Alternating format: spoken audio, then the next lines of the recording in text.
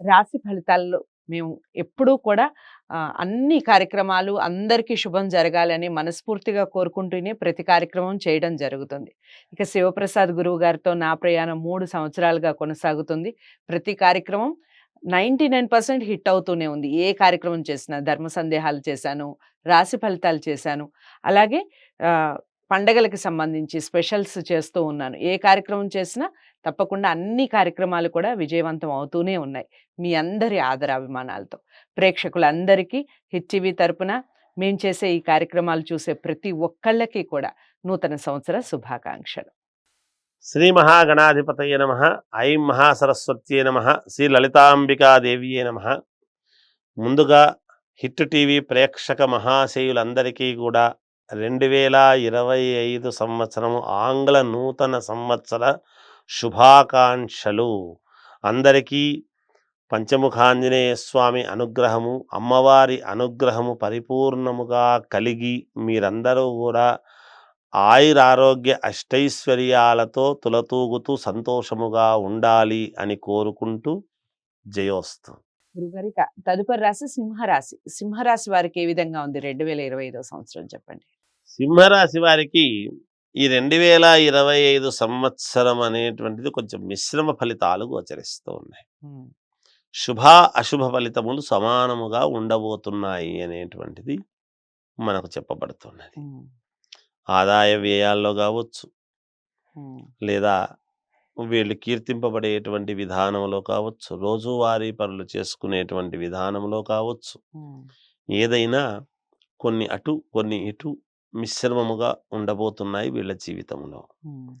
నరదృష్టి అనేటువంటిది బాగా ఎక్కువ అవుతుంది.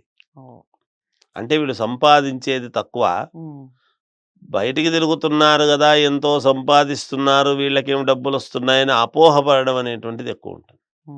తిరుగుంచోటల్లా వస్తుంది అనడానికి లేదు, డబ్బు ఉండదు కానీ డబ్బు సంపాదిస్తున్నారని అనుకోవడం జరుగుతుంది. తద్వారా నరదృష్టి అనేది బాగా ఎక్కువ అవుతుంది. అధిక శ్రమ, బాగా శ్రమ, ఒకసారి పోతే అయ్యే పనికి 10 సార్లు వెళ్లాల్సినటువంటి పరిస్థితి. సమయానికి డబ్బులు చేతికి అందవు, ఇబ్బందులు పడటం, వస్తుందిలే అనుకున్నది కాస్త రాకపోవటము, తద్వారా ఆ పని ఏదో నడపాలి అంటే నడిపినాము అన్నట్టుగా నడపడము, అంత మానసికంగా సంతోషంగా లేకుండా, మానసికంగా కొంత ఆందోళనకరంగా ఏదో ఒక అసంతృప్తితో గడవడం అనేటువంటిది జరుగుతూ వస్తుంది ఈ సంవత్సరం అంతా కూడా. బంధువుల వలన కూడా కొన్ని ఇబ్బందులు అనేటువంటివి ఉంటాయి. లాయర్లు, రైతులకు, ఉద్యోగస్తులకు వీళ్లకు పర్వాలేదు, బాగానే ఉంటుంది, కొంతవరకు అనుకూలముగానే ఉంటుంది గాక. కీర్తి ప్రతిష్టలు అనేటువంటివి కూడా ఉంటాయి. ఆయనకేమబ్బా అనేటువంటి మాట, ఆయన కీర్తి ఆయనకేముంటుంది, ఆయన బ్రహ్మాండమైనటువంటి కీర్తిపరుడు అనే మాట ఉంటుంది తప్ప ఏమి కీర్తి అక్కడ ఉండదు. ఆ మాట ఒకటి ఉంటుంది. కాబట్టి కీర్తి ప్రతిష్టలు అనేటువంటివి ఉంటాయి. అనుకున్నది సాధించడానికి కావాల్సినటువంటి ప్రయత్నాలు చేస్తారు. తప్పకుండా కొంతవరకు విజయం సాధించడము కూడా ఉంటుంది గాక. ఐఏఎస్ ఆఫీసర్లు పట్టుదలతో పనిచేయడం జరుగుతుంది. ఇంతకాలము చేసినటువంటి దీనికంటే ఇప్పుడు చాలా ఈ సంవత్సరం ఇంకా పట్టుదలగా మేము ఇది చేసి తీరాలి అనేటువంటి దీనితో చేయడం అనేది జరుగుతుంది. మంచి పేరు సంపాదించుకోవాలి అనేటువంటి తాపత్రయంతో ఖచ్చితముగా వాళ్ళ విధి నిర్వహణ అనేటువంటిది 100% పారదర్శకతతో చేయడానికి ప్రయత్నం చేస్తారు గాక. తద్వారా ప్రభుత్వాలచే ప్రశంసలు కూడా పొందుతారు.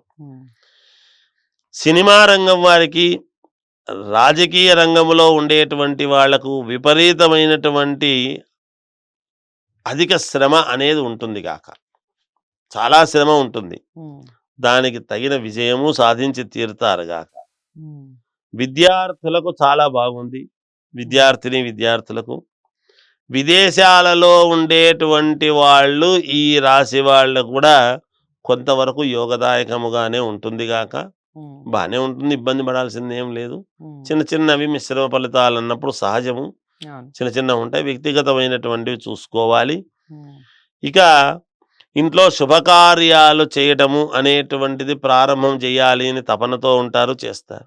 ఉమ్, సంతానం కావాలనుకునేటువంటి వాళ్లకు సంతాన యోగము, ఉమ్, గృహము, ఏదైనా పొలాలు అవి అలాంటివి ఏమైనా ఉంటే కుజుడు యొక్క ప్రభావము చేత ఈసారి కుజుడు ఉమ్, దిగ్బంధనగా ఒక చోట అనేటువంటిది ఉంటున్నాడు కాబట్టి కొన్ని చిన్న చిన్న ఇబ్బందులు అనేటువంటివి జరుగుతాయి. ఉమ్, వాటిని అధిగమించడానికి కావాల్సినటువంటి ప్రయత్నాలు కూడా చేస్తారుగాక. ఇది ఉమ్. ఈ సంవత్సరం మన సింహరాశి వాళ్ళది. గురువుగారు మిశ్రమ ఫలితాలని చెప్తున్నారు కాబట్టి ముందుగా దైవారాధన చాలా అవసరం. దైవారాధన అలాగే దిక్కులు రంగులు కూడా చెప్పండి. దైవారాధన విషయానికి వచ్చేటప్పటికి వీళ్ళకి ఈశ్వరుడి ఆరాధన, ఈశ్వరుడికి అభిషేకాలు ఎక్కువ చేసుకోవాల్సి వస్తుంది. గణపతికి పసుపు నీళ్లతో అభిషేకం చేయడం ఎక్కువగా చేస్తే మంచిది. ఉమ్, వీళ్ళకు మేలు జరుగుతుంది. ఉమ్, ఎటువంటి డ్రెస్సు వేస్తే బాగుంటుంది అంటే ఎక్కువ తెలుపు వాడితే మేలు జరుగుతుంది. ఉమ్, దిక్కుల విషయానికి వచ్చేటప్పటికి 4 దిక్కులు పనిచేస్తాయి గాక. ఉమ్.